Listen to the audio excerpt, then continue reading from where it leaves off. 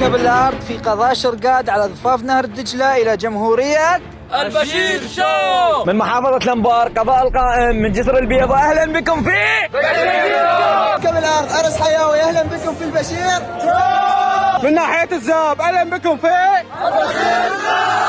من كوكب الأرض إلى سفينة ستار إكس. أهلا بكم في البشير قسم الصيدلة. أهلا بكم في البشير سوق الليل يا جماعة. كلية الخوارزمي. أهلا بكم في البشير حضانية. أهلا بكم في البشير كلية التربية. أهلا بكم في البشير شو. طلبة قسم اللغة الإنجليزية كلية النور الجامعة. أهلا بكم في البشير شو. جامعة الديالى كلية الطب البيطري. أهلا بكم في البشير شو. جامعة ديالى كلية الهندسة. مرحبا بكم في البشير شو. أهلا بكم في بشير شو. جامعة التراث قسم التصميم إلى كوكب الفضاء. أهلا بكم في البشير من كوكب الأرض من مستشفى داقوق الوجبة الثانية. أهلا بكم في البشير شو. الأقسام الداخلية جامعة الفلوجة كلية الطب. أهلا بكم في البشير شو. أهلا بكم في البشير. قسم اللغة العربية حفل التخرج. أهلا بكم في البشير شو. أهلا بكم في شواطئ النجف الأشرف والأجواء الخلابة. كلنا البشير شو.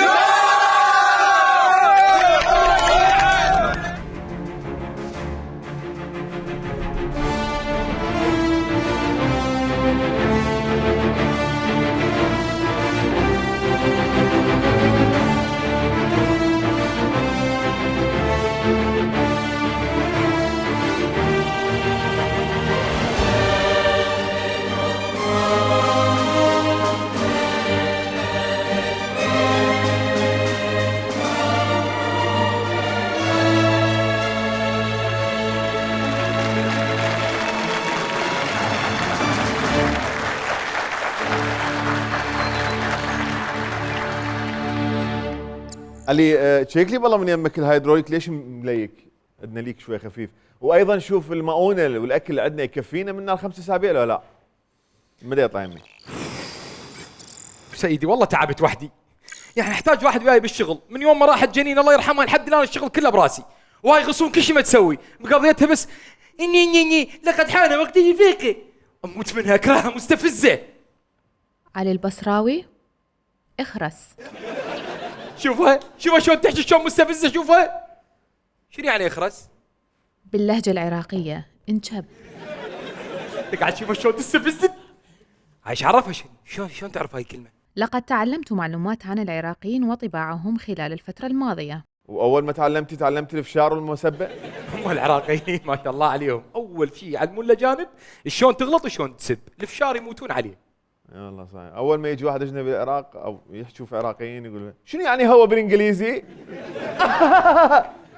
ونتيجة البحث لدي بعض الأسئلة. اوكي تمام، عندها اسئله. يلا نروح المكان بس دقيقه تشيك، اخر تشيك. تمام الامور، يلا الامور تمام، يلا نروح.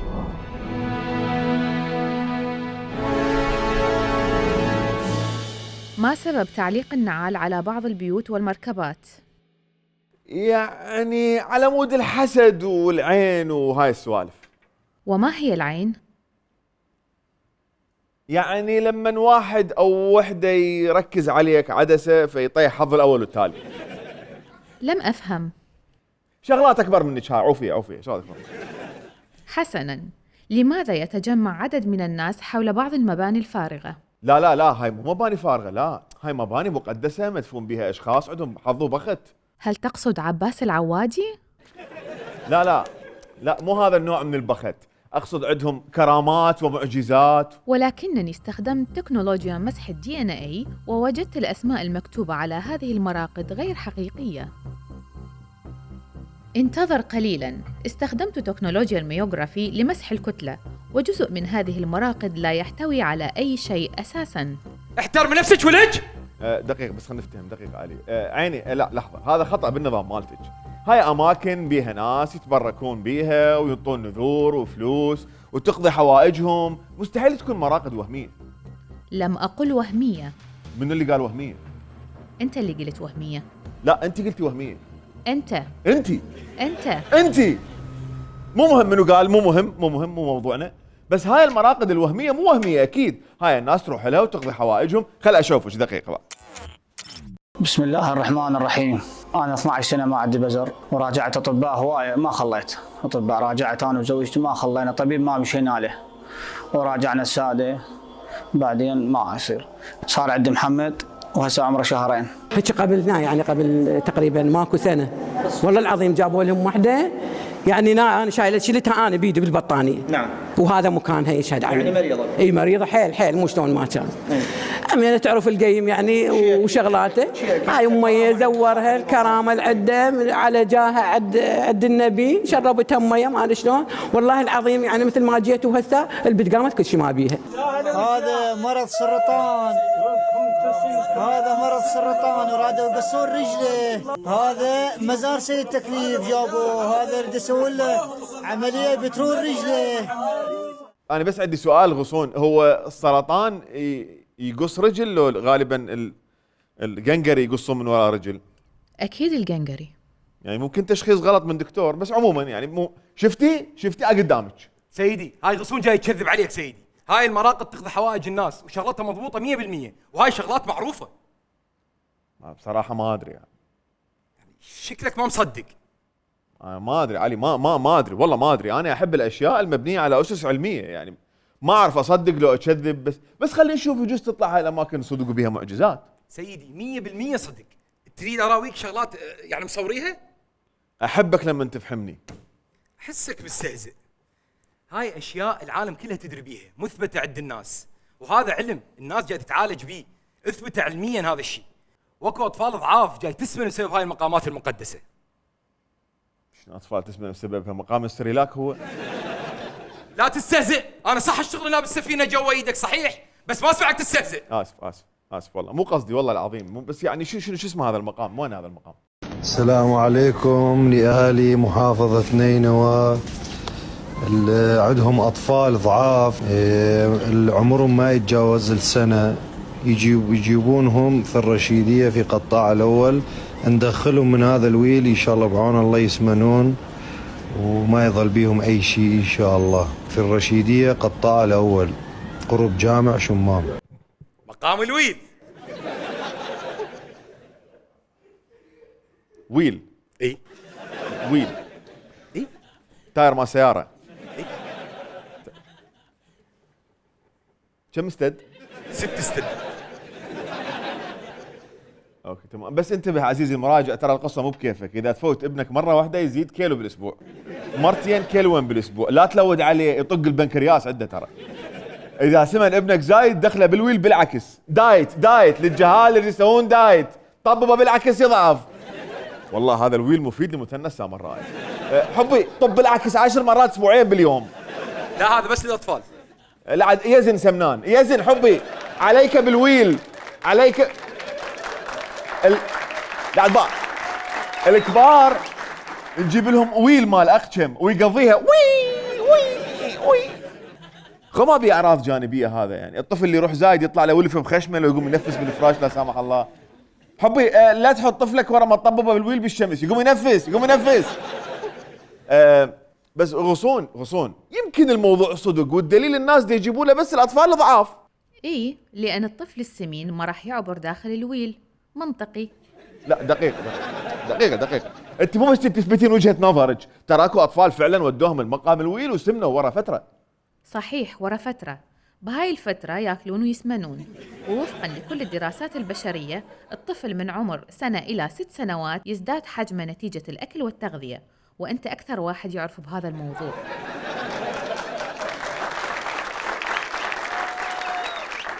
بالمناسبة هذا صاحب الويل اعتقلته القوات الأمنية قبل فترة، والويل ما نفعه. لا الأطفال من يسمنهم بعد. اوقف حتى لا نضيع بهاي الأماكن هيك، نضيعها، خلينا نوزعها بابا، حتى لا نضيع هاي الأماكن اللي تروح لحالها، خلينا نوزعها على الوزارات والمؤسسات الرسمية. هذا المقام يصير تنسيبه على وزارة الصحة باعتباره يهتم بصحة الإنسان. تمام؟ ارتاحيت هسه علي؟ تمام، جبت لنا الحكي هسه؟ عندي الأقوى والأكبر من الويل. هاي العربانة تعتبر عند الناس المنطقة هاي تعتبر عربانة مقدسة. ليش؟ هاي العربانه كان اكو سيد، هذا السيد هذا مقامه هنا قبره مدفون. جايين 2 ناس مخلين العربانه هاي، قاعدين يم هاي السيد هاي العربانه امانه مأمنينها يم القبر مالت السيد. وماشيين من ماشيين باقي العربانه، فاجوا حراميه شافوا العربانه، وكانت العربانه يعني مو غاليه والهذوها بالشارع على كل، فرادوا يبوونها، جروها رادوا وسحلوها ما اجت تجيب. هواي ناس حاولت وياها رادوا ياخذونها من هذا المكان ما صارت. هاي العربانه ما تبغى عربانه سبحان الله، صار سنين المرقد ما له عربانه. عربانه يدرعي ما تشاء وما تشاء يعني ابو قال يعني لا ناكل جار ولا نخلو. ما قنعكم الويل؟ جبت لكم العربانه كلها. بس دقيقه، هذا شنو وراهم؟ مرصد فضائي هذا؟ شنو هاي؟ دكتور امون قاعد شنو هاي؟ اوكي اتفق انه هي مقدسه لانه ما تندفع من يريد يبوقوها وهي محطوطه امانه يم الرجال الله يرحمه، وحتى الولد هنا سووا لنا تجربه عمليه وما قدروا يدفعوها. بس عندي سؤالين، السؤال الاول اللي خلوا الامانه يمه شنو ما رجعوا اخذوها خو ما بطلع من عندهم؟ خوي عربانتنا بلا زحمه رحم الله والديك خليناها يمك وممنونين نريدها تاخذها؟ انا مو حميت لك العربانه؟ لك لو ما اني هسه العربانه يدفعها الشيشاني والافغاني. يلا جر منا. السؤال الثاني، ما تعتقد مثلا العربانه مدى تندفع مثلا لان ما بيها تايرات مثلا ونايمه على ظهرها؟ راح تسالني شنو شو هذول حاولوا يشيلون العربانه وهم 2 صغار ومسوين تقرير على العربانه المفروض ما تتحرك، ليش تريدهم يشيلوها؟ يخربون التقرير على مودك؟ اذا انشالت يلحدون شو يسوون؟ تنتفي حاجه المقام كله. زين السؤال المهم، اذا الحراميه ثولان وما عرفوا يبوقون العربانه، ليش تصير مزار؟ ليش مقام هذا؟ ليش؟ زين شنو اختصاص هذا المقام حتى نعرف نحوله عليها دائره؟ وين الامانات. امانات عامه. امانات. اوكي، هذا المقام يتم تنسيب هذا المقام الى نور زهير. عندي الاقوى. شو يسيطر؟ انا ترى استحيت من يمي والله. هذا الدركتر مقام له مزار. الدركتر هذا الدركتر اللي في مكان معين الناس تزوره وسووا له قبه هسه، والناس تزور الدركتر وتمسح بالتاير وتريد مراد من التاير. وهاي القضيه خو ما تقول ما اعرفها، ماكو عراقي ما يعرفها. انا ذكرت قبل فتره منطقه بالخضر يسمونها منطقه الخضر هسه بالسماوه بالناصي ما ادري، سامعين بهذا التراكتر؟ تراكتر سووا له قبه، الله كفيل لك ناس اللي تستربح تراكتر بس يشور، هسه شلون التراكتر يشور ما ادري، يقولون الستيرن للسكر والتاير الكبير فلان مرض والبولبر المدري المن، شنو هالاشكال هذا؟ مسوي له ضريح. ما اقتنعتوا بالويل ولا بالعربانه، جبت لكم التراكتر، هذا كل شيء عندي له حل، بس انتم ما تفكرون بطريقه علميه. احنا انت سمعت ايش يقول لك؟ الاستيرن مال التراكتر للسكر بس لا يطلع الجير للبواسير. علي انت خربت لنا السالفه والله، وانا بين اللي مصدق والما مصدق بصراحه، خلي انا ادير الموضوع، انت اطلع من عندها اصلا، هو برنامج انا اصلا شلون اعطيك مجال وسفينتي هاي، انا عندي الاقوى من عندك، صدق عندي الاقوى من عندك، انت خلصت علينا جمادات مقدسه عبالك بحي الصناعي، انا راح اجيب لك الاقوى. شنو اقوى من التراكتر؟ حاليا أنا في موقع الحاصودة المقدسة، هذه الحاصودة اللي جاي الناس تزورها وجاي يشوفون مجموعة من البيارق والرايات اللي موجودة. هذا طبعا البيارق اللي احنا نشوفها بس بالمناطق المقدسة، بس بالمراقد المقدسة اكو ناس يبيعون هاي حتى تطلب حاجتك او اذا عندك نذر، لكن موجودة هسه البيارق جاي يشوفونها بهذه الحاصودة. هذه الحاصودة عبارة عن بقايا هيكل حديد او حاصودة قبل 50 سنة. طبعا ينقل لي احد الشباب موقف يقول مرة من المرات ردت اشتري حمامات ما عندي فلوس، جيت للحاصوده زرتها فلقيت واحد مطلوب نذر وجايب فلوس وشادهن البيرق بالحاصوده، واخذت الفلوس واشتريت حمامات. قلت له رجعت الفلوس؟ قال لا والله قرضه حسنه ان شاء الله من تتحسن الحاله الماديه ارجعهن. طبعا الروايه الثانيه حدثني واحد من الشباب قال احنا اكو عربيد يعني موجود بهذه الحاصوده، هسه احنا جاي نتقرب حتى نشوف العربيد لكن ما شفت شيء، يعني جاي تشوفون انتم هسه ماكو كل عربيد وماكو اثر لاي حيوان. سيدي شو هذا يتجاوز؟ ولك يكون يطلع صح عربيد الحاصوده ويعضه من حاصودته ويصير بلا حاصوده. جاه الحاصوده وصاحب الحاصوده يا رب. علي علي بس باقوها الحاصوده ترى وما طلع على العربيد. واخذ من عندها قرضه حسنه. بس دقيق خلينا نفتهم. غصون شنو رايك؟ لم أفهم معنى كلمة العربيد. العربيد حيه اكس لارج، يعني حيه محتره تجي 40 انج وفوق.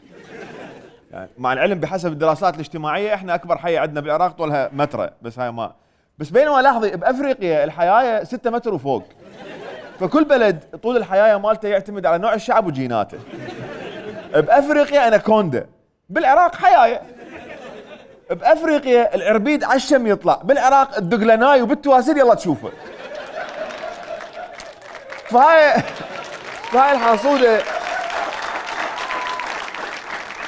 الحاصوده بها عربيد تحميها من المهاجمين. باقي المهم يلا وين نودي هذا المقام؟ وين يتم تنسيب هذا المقام الى قسم الاليات والمكان في وزاره الزراعه. ما قنعك العربيد؟ راح اجيب لك ام العرابيد. ام العرب يعني مثل ام التنانين؟ هذا مقام العلويه هاشميه ام العرابيد عليه السلام.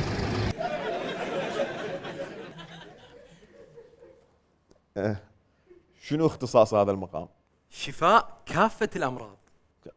طب عام يعني يعني ما فهمت شلون. غصون بالله اشوف شفاء وقضاء حاجه، شفاء من المرض، شفاء من السكر، شفاء من المرض، شفاء من المرض، شفاء من المرض. لا ما شاء الله قويه. اوكي. يتم تنسيب المقام الى قسم اللقاحات في وزاره الصحه. يا ايش راح يصير فيكم؟ شوف احمد لا تزعل مني، بس اللي جاي راح يسقطك السقط انت وغصون. بس دقيقة، بس خلينا نفتهم دقيقة. عمي والله أنا ما حاكي شيء والله، بس دا أسمع من عندك. وغصون برنامج ترى أكثر شيء يصير بيها تتفرمت، ترجع تنصب وراها عادي، ما عندها مشكلة. شوف الجايك. طبعا أنا جيت سبحان الله طالعة، بس شفت أكو هنا غرفة مليانة حنة، فسألت عليه قلت لهم شنو هاي الغرفة اللي فيها حنة؟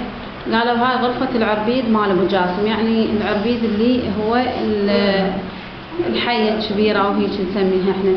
هاي هي الغرفة اللي هواي استهزأوا بيها وقالوا شنو عربيد وشنو، يقولون يطلع على أساس الخميس مرات يطلع من هذا المكان، يطلع يفتر بالمزار ويرجع.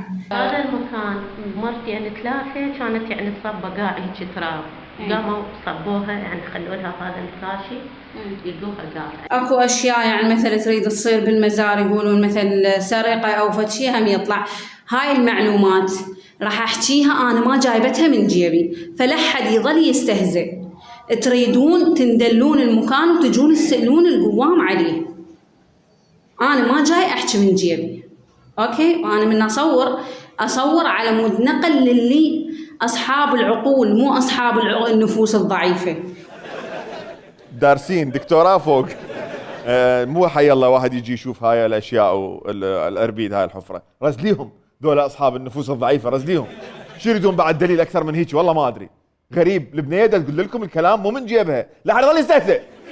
عرابيد بس خلينا نفصل اشياء دقيقه. هذا العربيد اولا يشتغل سكيورتي، بس من يجون حراميه يطلع.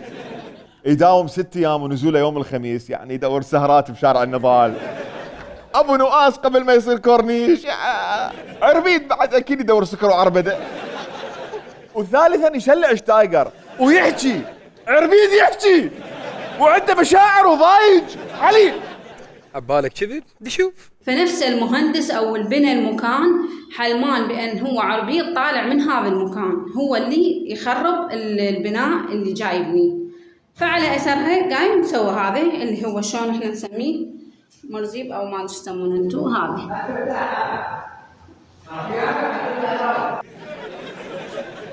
هذا صوتي يمكن والله. هذا ما جاي احكي من جيبي، انا من احكي اخاطب اصحاب العقول مو اصحاب النفوس الضعيفه. سمعت العربيد شلون يغرد؟ سمعته؟ ظهر الحق وزهق احمد وزهقت غصون. بس دقيقه علي، بس خل احكي ويا الاخت تريد اتصور.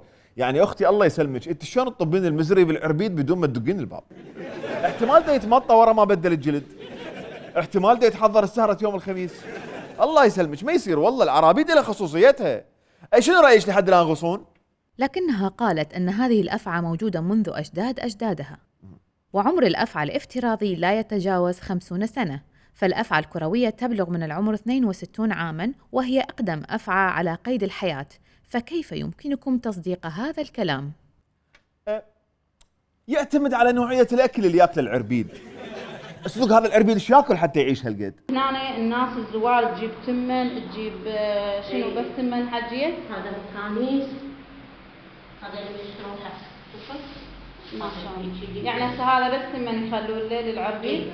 هاي الناس تكنس الواحد المريض. هذا المريض تحطهم بمية شوية ويشرب. هذه طلعتها من الحفر مال العربيد، يقولون هذا تحط عليه مي ويشرب منه ان شاء الله يشافى. طيب هذا المي تحط عليه شويه، تحط عليه مي وتشرب.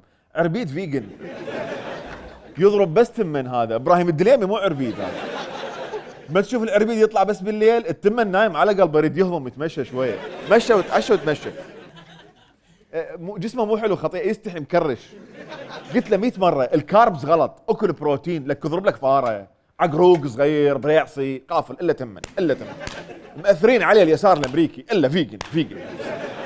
زين ما فكرتوا انه هو ضايج من التمن فصار عصبي وقام يشلع شتايجر مثلا؟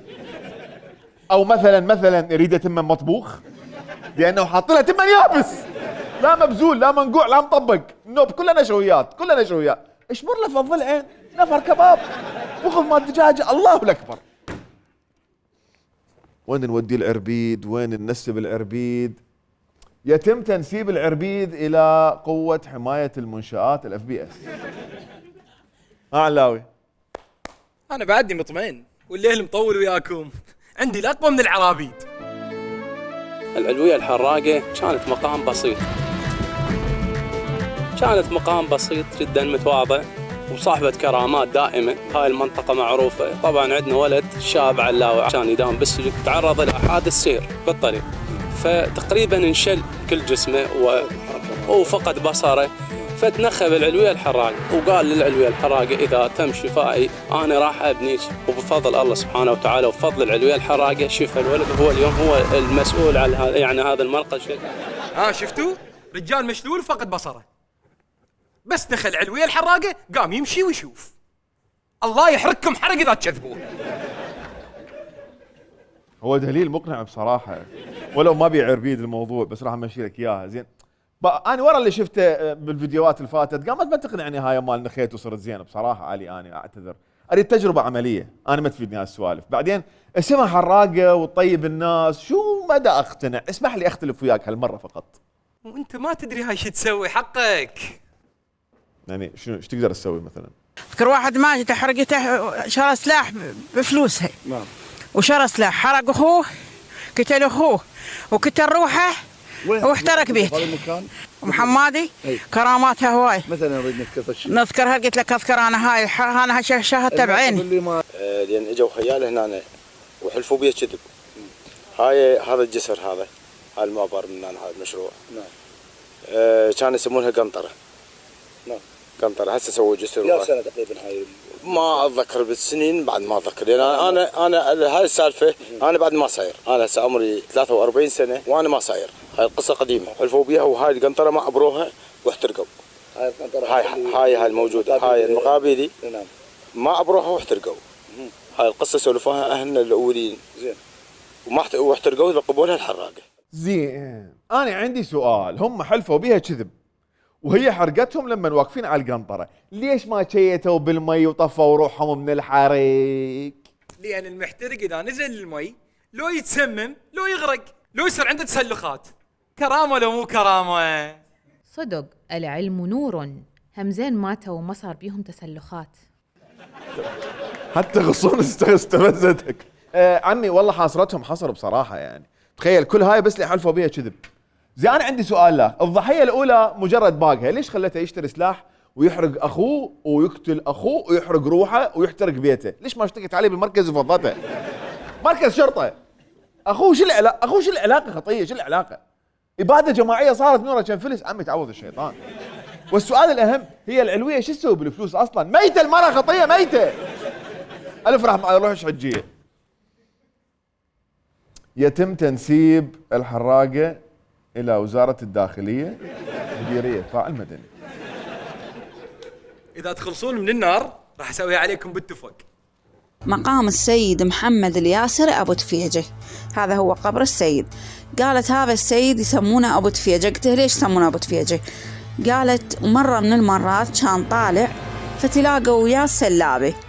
فقبل كانت تقول هو شلون من المعمرين، فقبل كانت التفقه استوها نازلة يعني العراق أو هيجي، فتقول من تلاقوا وياه السلابة بيده بس العوشية.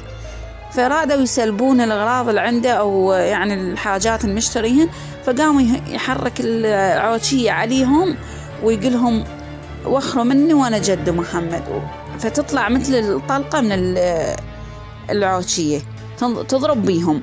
فالمهم وقع 2 من عندهم، البقية شردوا راحوا للكبير مالتهم. هذه القصة موجودة في فيلم هاري بوتر. بس دقيقة لحد الآن 2 ضحايا عندنا وبعدنا يا الله. خلينا نشوف القصة الظاهر بها مجزرة الأخ. يا ساتر. قالوا له هذا أبو تفيجة، يعني عود أبو تفقه، أبو تفيجة تولانا بتفيجته ما قدرنا له. اجى الكبير مالهم قال له شنو تفيجته هو مين. المهم فاجى جاي يريد يقابله، نفس الشيء هم قال له ابتعد منه وانا جد محمد. المهم هم وقعت بيه طلقة مثل الطلقة كأنما تهيأت لهم، يعني هي تفقه وقعت بيه وكتلتهم. البقية شردوا. يا بقية يا من شرد؟ وين ظل أحد؟ لحد الآن جاضوا على 6 نفرات بعوشية. هذا إذا لزم نص خمس في الحرب الأوكرانية. يا هو اللي شوفه ينجطل. أبو تفيجة كان سلاح مفلت. هذا ليش يسوي له مقام مفروض عند محكمة؟ منو اللي أصلا قال وقفوا بالطريق سلابة؟ احتمال عركة وجذعهم كلهم خطية بالهاي، احتمال دقة عشائرية. منو سند هاي القصة؟ غصون منو؟ بحسب المتحدثة في الفيديو الذي شاهدناه الآن، فإن سند القصة هي المرة اللي قاعدة وراها من كانت تصلي. فقاعدة أصلي كان مرة تسولف وراي، قالت هذا السيد كان جيراننا. كملت الصلاة قلت لها حجي أريدك تسولفي لي سالفته. إذا هيك لا خلص، المرة اللي قاعدة ورايا هاي تعتمد كسند بالمصادر التاريخية دائما. هاي شغلات معروفة. يتم تنسيب المقام إلى إدارة التسليح والتصنيع العسكري في وزارة الدفاع. شو وجهك مقتنع بعد ليه هسه شبيك؟ طبعا تدني اقتنع بهذا الشكل خريط. إذا ما قنعك أبو تفيجة أقنعك بأبو خمرة المخرج. في محافظة بغداد العاصمة، وجينا اليوم يوم خبر السيد أبو خمرة. طبعا القبر تنزل له جوه داخل سداب والقبر يعوم على الماء.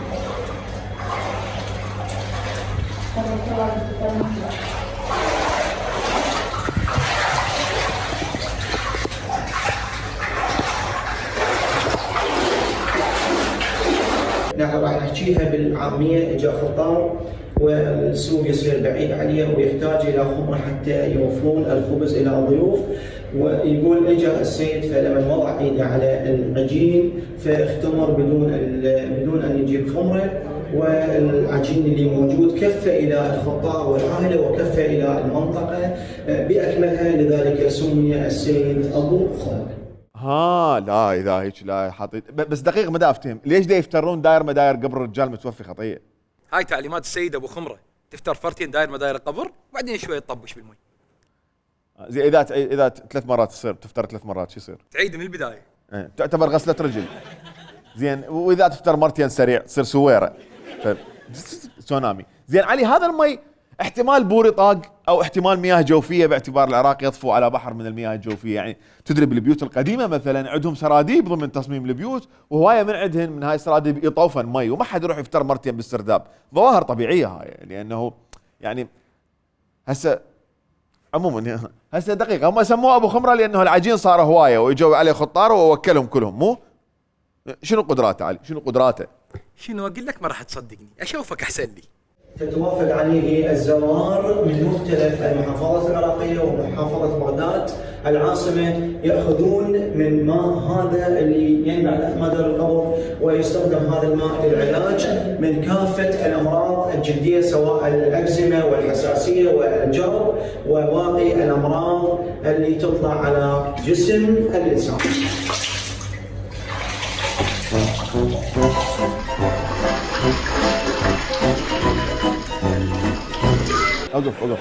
اوقف. اللي يجون يزورون هذا المرقد مصابين بامراض جرب واكزيما وبالهارزيا ويفترون مرتين داير مدار القبر بالمي حفاي، وانت جيت شربت من هذا المي؟ الإيع والأمراض الجلدية أقل مشاكل هذا الشخص، حتما سيصاب بطفيليات كوكب الأرض كلها، كما وأنه سيصاب بأمراض الأمعاء فضلا عن حصى الكلية. حصو؟ قلت حصل موجود العلاج، اقدم لكم مقام ابو صريمه. ها؟ ابو شنو؟ ابو صريمه، لانه خرج من صريم الارض. من خلاص وصلت الفكره. خلاص هذا صدق موجود هيك شيء موجود والله جديان؟ اي والله لو تدري هذا شو يسوي. ما اريد اعرف بصراحه. عوف ابو صريمه، انت مو تدري العلاجات؟ راح اقدم لك سيد لهمود. شكو شخص بيفالون بيجرب بيحب، ها يجي السيد لهمود ياخذ تراب من المرقد ماله خلال 3 ايام، يوم الرابع يطيب. قسما بالله العظيم لا تكذب ولا احكي هيك، ويجي ببلاش عمي. ابقى اكو بيها ناس ما عندها فلوس ترى، احسن ما الدكاتره يطبرون بيكم عمي. هنا ببلاش للثواب، تاخذ تراب من المرقد ماله تحط عليه ماي التراب وشك وحب بجسمك تدهن على الحد على البسمار. وقسما بالله هذا بسمار بيدي، هذا بس الطبع ضاب شال شيل. ورحت الدكتور انا يقول له عمليه اللي اشق انا واشيل عنه واسوي له عمليه. كانت يقول لك شلون العصبه البسمار هيك، اجي سنه بغزنه بغز. هسه طبيت قسما بالله العظيم، لا احلف كذب ولا عندي شيء. وهذا سيد لهمود، تعال صور السيد من جوا.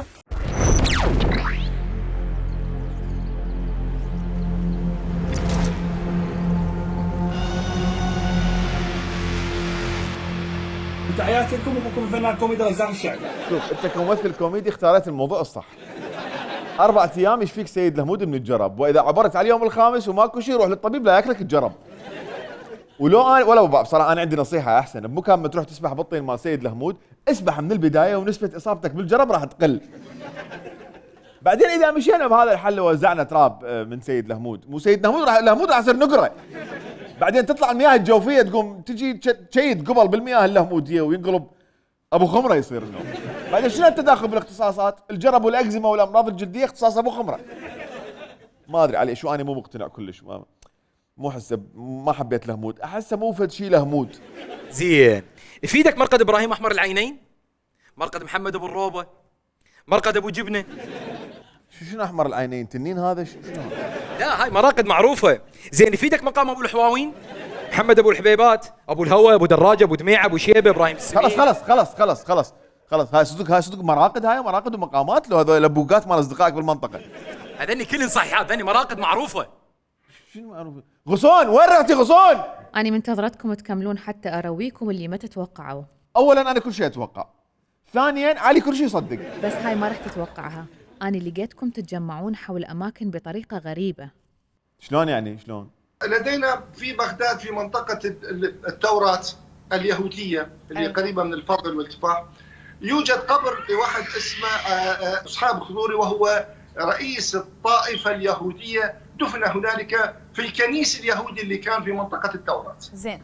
لحد الأربعينات هو مقام لإسحاق خضوري وهو الحاخام اليهود. جاء أحد الأشخاص قبل 30 سنة ومشرد يجي حط لك قصة خضراء وقال لك هذا إسحاق بن الكاظم، وصار مزار الآن. وجود مرقد لشخص من الديانة اليهودية يزورون الناس على أنهم من الديانة الإسلامية ويتبركون به دليل على شغلتين. أولاً حرية العقيدة بالعراق، وثانياً سوء التعليم. وعليه حتى نوصل للتسامح الديني بين الطوائف والمكونات بالعراق لازم يستمر سوء التعليم. يعني احنا ماشيين حاليا بالطريق الصحيح. هاي أول معلومة صحيحة تحكيها اليوم. لا أنت تغاريني من عندنا، لأنه الشجرة المثمرة دائما تنضرب بالحجارة.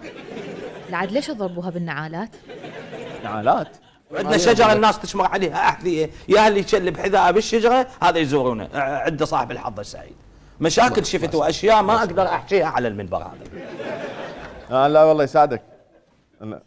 شوف أنا كل شيء ممكن أقتنع، والله أقتنع بالحراقة وأقتنع بالعربيد وأم العرابيد وأقتنع بأبو المي، بس مال نعال يشلب بشجرة يعني واحد مكنص، يعني هاي شنو ردك عليها؟ لا هاي خرافات. وأخيراً بدأ بالاقتناع بالعقل والمنطق. لا هي بالعقل، يعني اللي يشمر نعاله ويشلب نعاله هذا مو مكنص، هذا يرجع حافي. يعني كلام صحيح. صراحة كل شغله حكيت مو مقنعة ولا يعني جاي اشك بيها بصراحة، ما مرتاح لها. مو بالله؟ يعني أنا مو غلط، مو صحيح؟ يعني بالعقل بالمنطق. اي حلو، هو هذا العقل والمنطق، هو هذا اللي دريده، يعني هو هذا اللي ندور عليه احنا. يعني بالعقل بالمنطق مستحيل العربيد ياكل تمن. عافية صحيح، ما يصير. العربيد حيوان مفترس ياكل حيوانات اخرى، فما يصير ياكل تمن. هاي واحدة ممكن تهدم هذا الموضوع. صحيح. واحدة بدون روبة بدون مرق، يعني اكيد يغص بيه يعني. تمن ما مطبوخ. هو فعلا يوقف هنا يوقف هنا. بس اعتقد جاد هو كان ياكل يعني تمن واحده، لان العربيد ما عنده يد حتى يخبط بيه التمن. بس يعني هو العربيد يقدر يسوي التمن بعبوعه بذيله، يعني يجيب ذيله يفر بالتمنيتشي ويجي عصا وياكله. صحيح مو انا ما ادري ايش شكيت، والله صحيح. علي العربيد ياكل تمن، انت ليش تاكل تبن؟ المهم اخوان، هذا الموضوع اللي شفناه هسه. اكو ناس مثلي ما راح تصدق بهاي المراقد الوهميه تحديدا، واكو ناس مثل علي راح تصدق بهذا العربيد اللي يسوي البعبوعه. بالنهايه هاي حريه، وما دام الموضوع مو مؤذي ولا بيه استغلال للناس ولا ياثر على حياتهم فاحنا ما لنا علاقه. انهيار في التلال المحيطة بقطارة الإمام علي غربية كربلاء على الزائرين. 4 ضحايا وعدد من الجرحى، إضافة إلى 4 أشخاص ما زالوا قيد الإنقاذ. بعض المراقد هي مسؤولة عن عشائر. هذه المساحات البعض من عندها يسجل باسم الإمام الحسين. تصرف الآن هاي المراقد المقدسة اللي عندنا مليارات الدولارات، أهدافا تجارية وشخصية تقف خلف التلاعب بحيثيات المكان، فالأموال بدأت تستحصل من الزائرين بالفعل من هذا الضريح الجديد. تتحول إلى أوعية ارتزاق حزبية. تشير المعلومات الأولية إلى أن سبب الحادث كان تشبع الستر الترابي الملاصق للمزار بالرطوبة. قبل لا يطلع هذا الفيديو أنا قلت الموضوع حرية ما دام ما بيه أذية واستغلال، بس من يكون بالموضوع ويكون بيه بهذا الحجم استيلاء على أراضي وسرقة وسقوط ضحايا أبرياء بدون أن نلقى جهة مسؤولة تحاسب، فهنا الموضوع تحول إلى موضوع يهدد أمن الناس ويسرق أموالهم وينتزع أراضي من الملك العام حتى يسوي بها كل هذه الأشياء، وما عاد مجرد حرية شخصية. لهذا السبب بدنا نتناول هيك موضوع يبدو من الخارج ديني بهذا البرنامج. الوقف الشيعي لابد أن يقيم دعوة على هذه الأماكن التي تبتز الناس والتي في الواقع ليس لها أصل. يعني واحد حاط هذه حاصودة حاط عليها علق وصايرة مزار، والله خضرة شريفة وما أدري خضرة بنت الحسن وما أدري بركات بنت الحسن، وكل واحد مسوي له مزار، وهذا لابد من الوقوف أمامه. في الحلة 4 مراقد لشريفة و4 غير واثقين منها وغير ثابت منها. مقام السيد صاروخ لو تيل تارسين علوقة، لو نعجة يشدون بها علق من نال كربلاء، نعجة. هذا الذي نسمعه كل يوم وطالعة هاي بنت الحسن وذاك ابن الكاظم وذاك ما ادري ايه. اكو مرقد يعني حقيقه يكرر ضحك، مرقد مربط فرس الامام الحمزه. تروح للعراق تشوف غرائب وعجائب، غرائب حقيقيه، سامعين بخضورات، سامعين بسميتشة، سامعين بحبش وهيلة. شوف بعضهم يتكاثروا، كل كم شهر يطلع مقام جديد، كل 6 شهور 7 شهور يصير تحديث وينزل موديل جديد. توقفني شيء هو بضحك، معلش يضحكوا. مقام السيد صاروخ، هذا السيد صاروخ ابن من؟ ابن طيارة الاف 16. كل القضية تأليف واستغفال للناس ونهب لأموال الناس. شو اسوي لك بعد؟ جبت لك رجال دين من كل المدارس الدينيه دا يقولوا لك الموضوع غلط، الموضوع مو صحيح، دا يقولوا لك الموضوع عباره عن فلوس وتجاره بيك وباهلك واستغلال لعواطفك. علي انت عندك عواطف؟ اي زين، عندك عقل؟ اكيد. خل احكي لك قصه سيد صاروخ. ومن هو سيد صاروخ؟ هذا سيد صاروخ صار اسمه صاروخ مو على الصاروخ اللي يطير ولا على F-16، لا، هذا كان يصرخ هوايه فسموه صاروخ. كان يجي من المراقد الوهميه ويصرخ على الناس: يا معودين هاي مراقد وهميه، لا تخلوهم ياخذون فلوسكم يا معودين. وفد يوم انفقد سيد صاروخ، فالناس سووا له مرقد وقاموا يزوروه. الله هاي القصه ما خلتك شويه تحرك ضميرك، ما تخليك شويه تفكر؟ اي والله جاي افكر بالوقت اللي راح اللي ما استغليته بزياره سيد صاروخ. ممكن ترجعني للارض خل ازورا؟ يبدو انه لن يقتنع بسهوله، اتركه الى الابد. اوكي، هسه تقريبا وصلنا للسؤال الحقيقي والثقيل. اذا المرجعيه واكثر رجال الدين ضد انتشار المراقد الوهميه، لعد ليش موجوده ودا تزيد باستمرار؟ او حتى نسال السؤال الصحيح: الفلوس المن دا تروح؟ منو الاطراف اللي دا تلعب هاي اللعبه على الناس، بما انه القضيه هي عباره عن تاليف واستغفال لنهب اموال الناس مثل ما يقول الشيخ؟ الطرف الأول. هل يعقل أن مراقد وهمية تجبى منها الأموال وتعطى لشخصيات بالحكومة وهي لا صحة لها؟ وتنسب لأهل البيت. التقينا بكثير من المسؤولين الموجودين في القطارة وأوضحوا كثير من الأسباب، ومنها إدارية ومنها يعني عمرانية. لم تكن القطارة تحت إدارة مباشرة من قبل المسؤولين، وإنما كانت تدار من قبل شخص مدعوم من أحزاب سياسية. يتابع الوقف الشيعي، لأنه حسب اتصالي الشخصي مع بعض أعضاء المجلس أخبروني بأنه المشروع شخصي لعائلة تم التنسيق مع جهات حكومية والعمل، حيث تم صرف أكثر من 150 مليون. المعلومات اللي تصلنا من عوائل الضحايا أنه المستثمر الآن يهددهم. ليش؟ لأنه هو متقوي بجهات نافذة ومسلحة. الطرف الثاني عوائل وعشائر. هذه المزارات بعض من عندها ماسكتها عوائل ماسكتها. شلون راح تسأليني شلون؟ أغلب المزارات تظهر في أراضي هي ملك لناس أو أنها متعاقدة مع يعني الدولة الزراعية. أصلا هم يسعون إلى إحياء مراقد لا صحة له. دكاكين أخي صارت القضية عيب. ليش؟ كل واحد سدنة وعشيرة. إحنا أصحاب مصاب وأصحاب جثث وأصحاب ناس محصورة جوا التراب وكل هذا، وجاب أبناء عشيرته ويساومنا وإياكم تطلعون بالإعلام وإياكم تحجون. اتصور إحنا اليوم الصبح ما نقدر بعد نحكي، أجينا هنا يلا قمنا نحكي. هاي المراقد الوهمية قد تستعمل مخازن للأسلحة. الحشد قال عنده بيان يقول احنا طبينا على هذا المرقد قبل كم شهر، لأن كانت اكو معلومات عن وجود سلاح بيه، وسحبنا السلاح وفتشناه واغلقناه، بعدين انفتح وصارت الناس تجي اكثر واكثر. منو سمح بفتحها؟ بالمناسبة أمن الحشد تتذكر قبل 4 أشهر من دزوا لنا خبر ورحنا صورنا من لقوا اعتداء واسلحة بداخل القطارة. بعض المعلومات السريعة بحسب إحصائية عدتها دائرة المزارات الشيعية التابعة للوقف الشيعي، فإنه 135 مرقد مسجل لديها فقط من أصل 664 مرقد موجود بالعراق. 80% من المراقد بالعراق والمقامات هي بالحقيقة مراقد ومقامات وهمية وما معترف بها وما لها صحة. المزارات ال 529 الخارجة عن إدارة الوقف تدير عائلات تأخذ شرعيتها من إيمان الزوار اللي يزوروها والتبرعات اللي تجي تروح لجيوبهم وغسيل الأموال، وبالنهاية تنتهي القصة بكوارث مثل ما صار بمزار قطارة الإمام علي عليه السلام قرب كربلاء. أما هي القصة شلون تصير مرقد أو مقام مرقد وهمي أو مقام أو مزار وهمي، فتعال نشوف نموذج بسيط. الآن أنا عندي مزار دعوة وجود مزار في منطقة معينة قريبة من بغداد.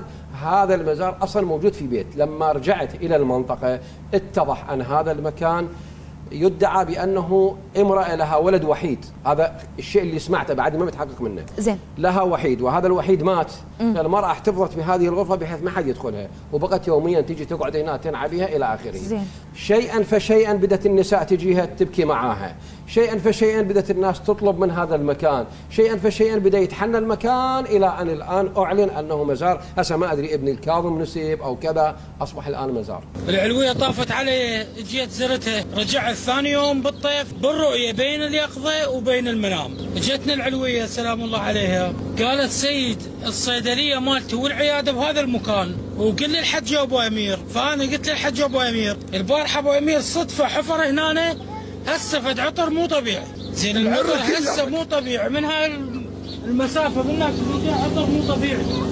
سبحان الله. وضيف لها مقطع فيديو يطلع واحد يقول بي أنا كنت مريض وصرت زين ورا ما زرت هذا المكان، ويا ريت شوية يبكي هم يكون أفضل حتى يحرك مشاعر المحتاجين للشفاء أو المحتاجين ماديا أو المضغوطين بصورة عامة لأي سبب من الأسباب. وضيف له فدش كم قصة، على كم حلم، على كم فلس مشمورة بداخل القبور، على كم قطعة مكتوبة نشكر فلان الفلاني على الشفاء، على حنة على الحائط، على ورد مطشر وقيم من الوارد.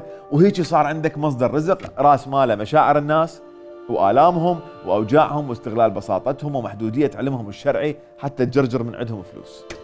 ورغم كل هذا الفيديوهات الغريبة اللي شفناه واللي ما عندك غير بس تضحك عليها، بس بالحقيقة أنا حزين على انتهاك قدسية هواية من أصحاب هاي القبور وتأليف قصص وهمية عنهم من أجل استغلالهم بإخداع الناس وهم متوفين وما يقدرون حتى يدافعون عن نفسهم، وهم اللي ميتين أغلبهم بريئين من القصص اللي تنسج عنهم. حزين على العراقيين والعراقيات اللي ما امتلكوا فرصة التعليم الجيد اللي يخليهم محصنين وما يصدقون قصص الدجالين المستفيدين من هالمراقد الوهمية. حزين على مرضانا اللي ما لقوا مستشفيات محترمة ورعاية صحية جيدة تخليهم يشفون من أمراضهم ويحتاجون يشبثون بمزار وهمي على أمل أن يلقون علاج لآلامهم. حزين لأنه العراقي اللي خياله قبل آلاف السنين نسج ملاحم تشجع الناس على حب الحياة والعمل واقترانهم بالخلود مثل ملحمة قلقامش. اليوم خياله قام ينتج قصص تهدف إلى تشجيع الناس على الوقوع ضحايا للدجل والنصب والاحتيال. طبعا مو قصدنا نسيء لأي شخص أو معتقد كان، لأن حرية المعتقد هو جزء من حقوق الإنسان اللي احنا نقاتل من أجلها طول هاي السنوات. لكن يا أخوتي وخواتي العراقيين وعراقيات، أنتم تعيشون ببلد بعدد كبير من مراقد الأنبياء والأئمة والأولياء الصالحين الحقيقية، وهاي مكانات مقدسة يجوها الناس من كل مكان بالعالم حتى بس يصلون ويتعبدون ويدعون لله عز وجل.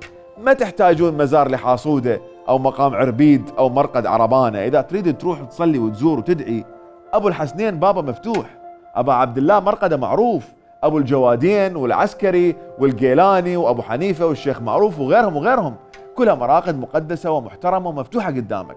لا تخلي الدجالين ينصبون عليك ويستغلون ألمك ومعاناتك ومرضك لمصالحهم الشخصية. تصبحوا على خير.